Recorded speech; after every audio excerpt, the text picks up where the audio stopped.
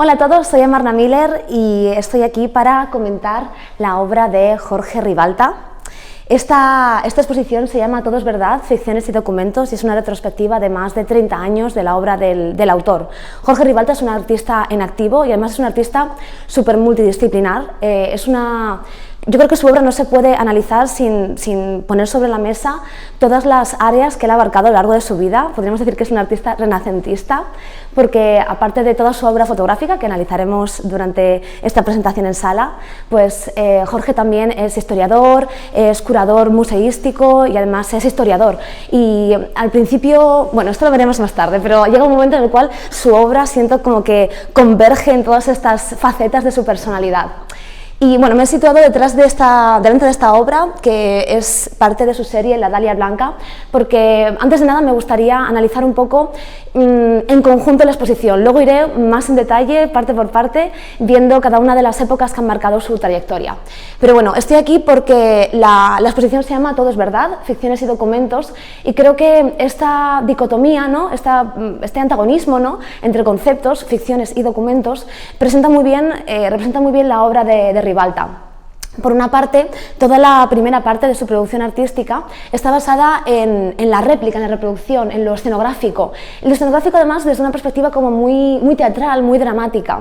En esta serie, en La Dalia Blanca, lo que hizo Ribalta fue hacer reproducciones escenográficas de diferentes zonas del Raval, en Barcelona.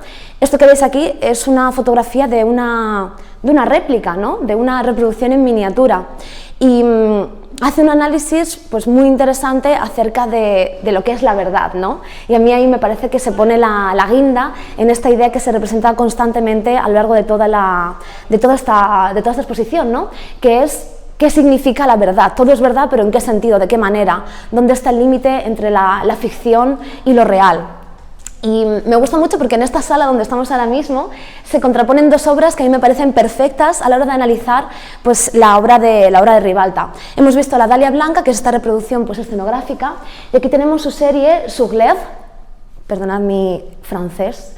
En esta obra, producida bastantes años más tarde, lo que ha hecho Ribalta ha sido irse con una cámara fotográfica a las zonas de paso y las zonas de descanso del Festival Sonar en Barcelona durante varios años consecutivos, que por cierto, ahora que hablo de Barcelona, que quede por delante que Barcelona es un poco la ciudad fetiche de Ribalta, toda su producción, toda su obra, que tiene mucho que ver con el urbanismo, luego lo veremos en profundidad, tiene Barcelona como eje central de su discurso.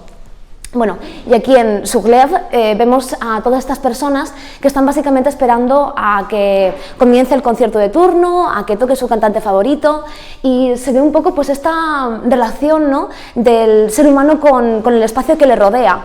De repente se convierte este escenario como un poco desastroso, ¿no? Como con cervezas por el suelo, casi como si acabasen de pasar por un botellón, esta hierba de plástico, ¿no? Que también me parece una analogía muy bonita, ¿no? y muy certera de la propia obra de Ribalta, ¿no? porque estás hablando sobre la hierba, pero la hierba no es una hierba de verdad, es una hierba de plástico. Y ahí de nuevo volvemos a esta idea, a este concepto, ¿no? de todo es verdad, ficciones, documentos, pero ¿desde qué perspectiva? Porque al final de lo que habla Ribalta constantemente en su obra es de este antagonismo entre la réplica y lo verosímil, entre lo que es cierto porque es cierto y lo que es cierto porque hemos representado que sea cierto. Hemos venido aquí a la planta -1 de la Fundación Mafre en Madrid para continuar con la visita guiada por la exposición Todo es verdad, ficciones y documentos de Jorge Ribalta, y quería empezar por aquí, a analizar la trayectoria del artista, que está dividida en cuatro áreas bastante delimitadas, porque me gustaría primero y antes de nada analizar el espacio expositivo, y es que en la parte de arriba, como habéis visto, es todo muy grandilocuente, está todo muy iluminado, y esta parte de abajo, ¿no? en esta planta -1, que se analiza las dos primeras épocas, ¿no? de la trayectoria de Ribalta, se nota que el espacio expositivo se ha vuelto muchísimo más recogido, más íntimo, ¿no? También tiene un toque mucho más teatral, y en un segundo vamos a ver por qué. Venid conmigo. Bueno, aquí estamos en la que ha sido la primera época en la trayectoria de Ribalta, que abarca desde el año 87 hasta el 98. Son casi 10 años de trayectoria artística en la que Jorge estuvo muy centrado en hacer réplicas escenográficas de detalles muy concretos. A mí esta obra, por ejemplo, me gusta muchísimo, se llama Ártico. Y como veis se compone por un montón de fotografías en las que a través de los planos de detalle y a través de estos trozos de cristal o de hielo se replica un paisaje teatral relacionado con el frío, con el hielo, ¿no? Relacionado con un ambiente, un contexto que es muy inmersivo. Toda esta zona toda esta parte de su trayectoria está muy imbricada con la idea de lo teatral, ¿no? La idea de la reproducción. Antes os comentaba la diferencia entre verdad versus ficción, ¿no? Y toda esta pregunta que se mantiene estable durante la trayectoria de Ribalta, que tiene que ver con una pregunta, ¿no? De hasta qué punto la ficción es realidad, hasta qué punto la realidad es ficción. Y creo que en esta parte se ve perfectamente esto que os comento. Y bueno, ahora vamos a pasar por aquí a ver otra serie muy interesante de Ribalta, que está hecha con cámaras Polaroid.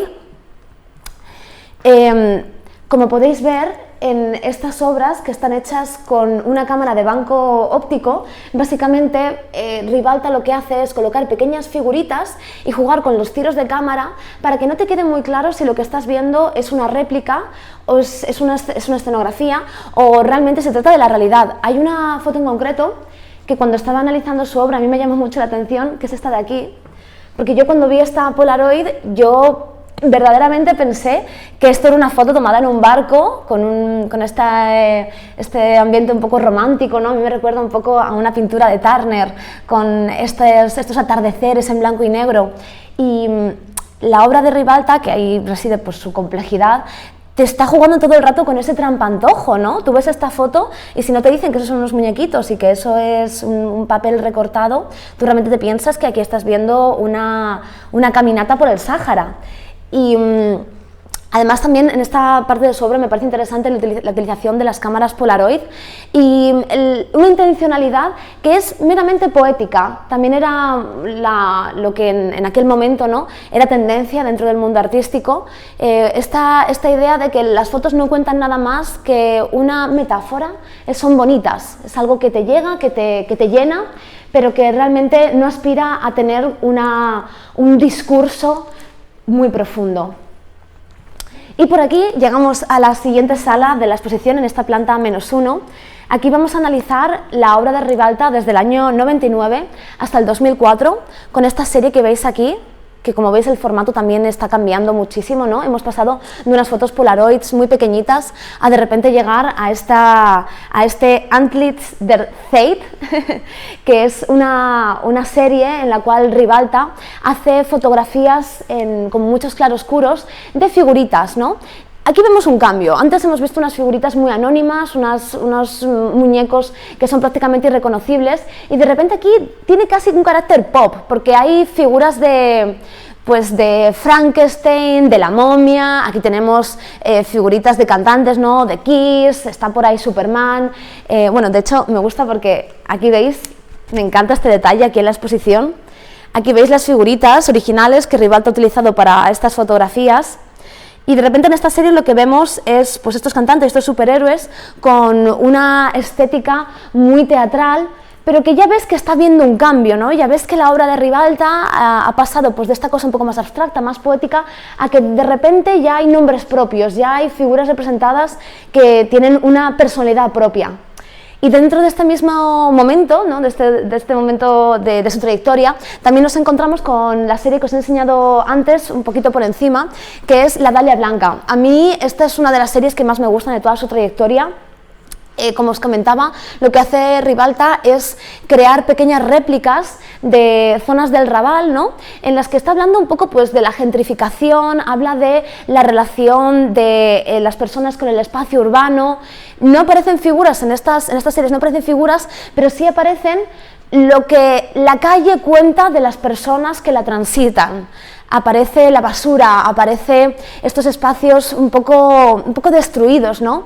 Y aquí ya empezamos a ver algo que en la planta de arriba veremos más en profundidad, que es cómo Ribalta ha dejado esta parte de su obra que es más estética, más teatral, más metafórica, para dar paso a algo que tiene mucho más que ver con el urbanismo, con el espacio, con cómo las personas interaccionan con su contexto y también al contrario, cómo el contexto modifica el tránsito de las personas por la ciudad. Siempre hablando de Barcelona, como os decía antes, Barcelona es la capital de Ribalta.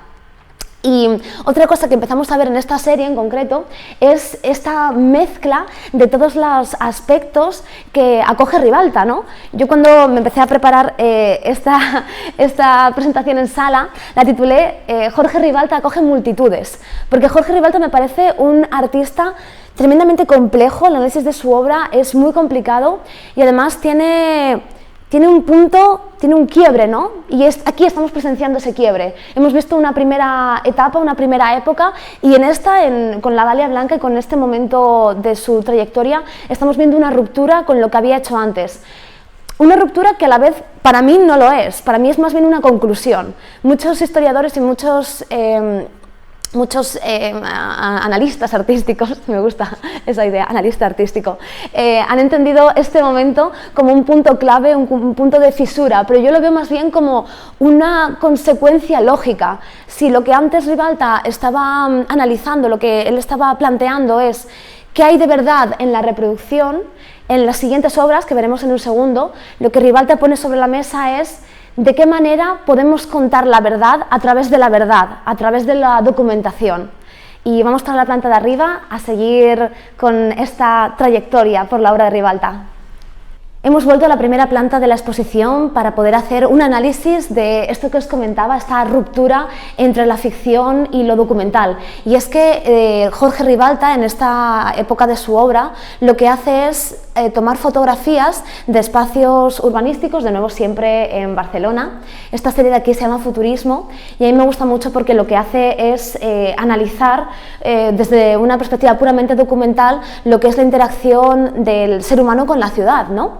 Esta parte de su obra abarca desde el año 2005 hasta el 2006 y claramente es un periodo intermedio, ¿no? Un periodo de transición hacia lo que vendría más tarde. Y es que, bueno, vamos a entrar a la que para mí es la sala favorita, mi sala favorita de toda esta exposición que se ha hecho aquí en la Fundación Mapfre, y es esta maravilla, una oda al horror vacui. En este momento, Jorge Ribalta, para mí me parece que esto es como la guinda en la tarta de su obra, ¿no? Y es que cuando llega a este punto, Jorge Ribalta lo que hace es aunar su producción fotográfica con su trabajo como historiador y como crítico artístico, porque lo que empieza es hacer una crítica de las narrativas culturales únicas, ¿no? El cómo, de alguna manera, cuando transmitimos la cultura, tendemos a sintetizar de lo que estamos hablando hasta el punto de que ya no carece de sentido, ¿no? En esta obra que es La Conte Salvaje, él hace un análisis de lo que es la tradición y la cultura española y también una clave muy meta. Esto es algo que me gusta mucho de Ribalta, porque él hace una crítica a las instituciones artísticas perteneciendo él mismo a las instituciones artísticas y al mundo del arte. Entonces es casi como... Yo lo que veo con Ribalta todo el rato en toda su obra es que para él es una exploración, él está constantemente perdiéndose y encontrándose a través de su producción artística. Y lo que vemos no es solamente una obra que él ha sacado fuera de sí, ¿no? Como muchos artistas que simplemente pues vomitan lo que tienen dentro. Él está haciendo una especie de enredo entre lo que es su trabajo como historiador, su trabajo como curador artístico y además su trabajo como artista. Y además me gusta mucho esta sala porque vemos otra característica muy constante en su obra, que es en estas series gigantescas, interminables. Antes hablaba de horror vacui, pero es que aquí lo vemos perfectamente. Está todo absolutamente lleno con este afán documental. Y Y bueno, creo que hemos llegado ya prácticamente al fin de esta retrospectiva, ¿no?, por la obra del artista. A mí me gustaría terminar esta presentación en sala con una cita de Kandinsky, que la voy a leer para no equivocarme, que dice: el arte va más allá de su tiempo y lleva parte del futuro. Y es que siento que Ribalta ha conseguido caminar al ritmo de su tiempo, es un artista tremendamente contemporáneo y sobre todo su obra ha ido madurando y ha ido cogiendo matices. Creo que intentar analizar su trayectoria desde una perspectiva lineal es pecar de ingenuidad. Ribalta es un artista muy complejo, con muchos matices y en su obra podemos ver cómo ha llegado a las diferentes conclusiones de una manera tremendamente orgánica. Así que espero que os haya gustado mucho este recorrido. Recordad, Todo es verdad, ficciones y documentos en Recoletos 23, aquí en la Fundación Mapfre. Espero que os guste mucho y que cuando vengáis a verla os acordéis de esta presentación que os acabo de hacer.